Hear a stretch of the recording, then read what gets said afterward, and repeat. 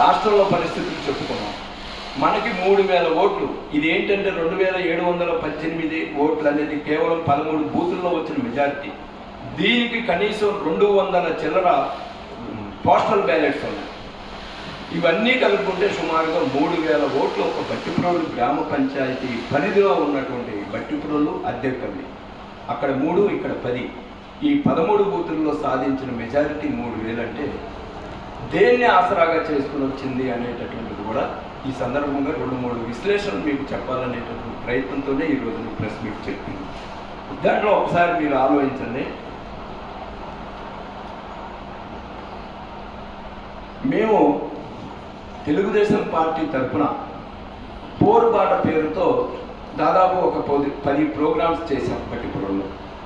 ఈ 10 ప్రోగ్రామ్స్ ఏంటి పోరుబాట అంటే, ఆ ప్రభుత్వం నిర్లక్ష్య ఫలితంగా బట్టిప్రోలు ఏమి నష్టపోయింది, ఇక్కడ ప్రజలు ఏమి నష్టపోయారు అనేటటువంటి దాన్ని ప్రజల దృష్టికి తీసుకెళ్ళి ప్రజల్ని చైతన్యవంతం చేయటం మూలాన వీళ్ళెవరూ బయటకు వచ్చి చెప్పలా, మనకి మీరు చెప్పింది నిజం కాబట్టి ఓటు మీకు వేస్తామని ఎవరూ చెప్పలా.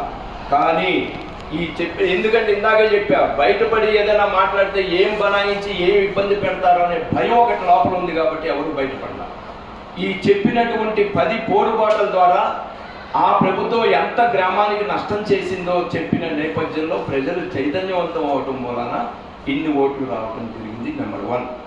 నెంబర్ 2, ఎన్నికలకి 1 నెల 20 రోజుల వ్యవధిలో దాదాపు 300 కుటుంబాలు మరి తెలుగుదేశం పార్టీలో చేరి ఈ పార్టీ గెలుపు కోసం మేము నిలబడి పనిచేస్తామని చెప్పని సుమారుగా 300 కుటుంబాలు వైసీపీకి చెందినటువంటి వాళ్ళు కావచ్చు, వాళ్ళ సానుభూతి పరులు కావచ్చు, బయటకు వచ్చి పనిచేసినటువంటి నేపథ్యంలో ఇంత మెజారిటీ రావడానికి దోహదపడింది అనేది నెంబర్ 2.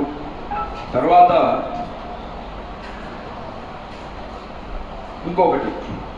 ఇంకొక సెట్ బ్యాక్ ఇక్కడ జగనన్న ఇళ్ళ కాలనీ.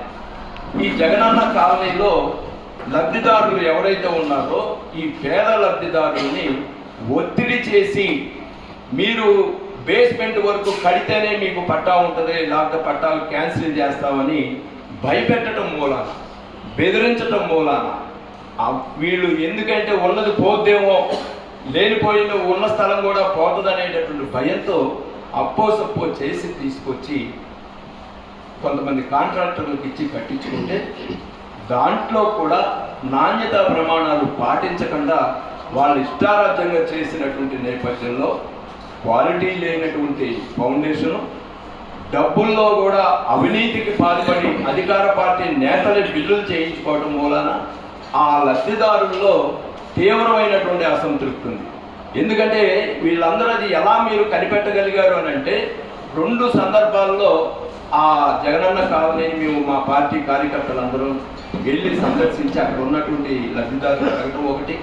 ప్రచార సమయంలో ఇళ్ళ దగ్గరికి వెళ్ళినప్పుడు కొంతమంది వెలిబుచ్చినటువంటి అభిప్రాయాలు, మేము ఎందుకు పనికిరాని వాళ్ళం అయిపోయామండి, డబ్బులు తెచ్చుకుని అప్పు తెచ్చిస్తే ఆ ఇల్లు కట్టారు, అది ఉండడానికి ఉపయోగం లేదు, దారి లేదు, తెన్ను లేదు, దాంట్లో మమ్మల్ని ఇబ్బంది పెట్టడం మూలాన మేము కాదనలేక తలకాయ ఉంచాం, ఉన్నది పోతుందేమో అనేటటువంటి భయంతో చేశాం, ఈరోజు ఉపయోగం లేకుండా నిరుపయోగం అయిపోయింది అనేటటువంటి బాధ అక్కడ ఉన్నటువంటి దాదాపు 1100 చిల్లర ఫ్లాట్స్లో 700-800 మంది లబ్ధిదారులకి ఇల్లు కట్టుకోవడానికి శాంక్షన్ ఇస్తే వాళ్ళలో 400 మంది ఆల్రెడీ స్టార్ట్ చేశారు, అప్పు తీసుకుని, బ్రిడ్జ్ లోను, డ్వాక్రా లోన్లు తీసుకుని, ఇలా ఏదో చేసి తిప్పలు పని చేస్తే అది ఒక అసంతృప్తి ఆ లబ్ధిదారులో ఉన్నటువంటిది కూడా తేటతెల్లమైంది.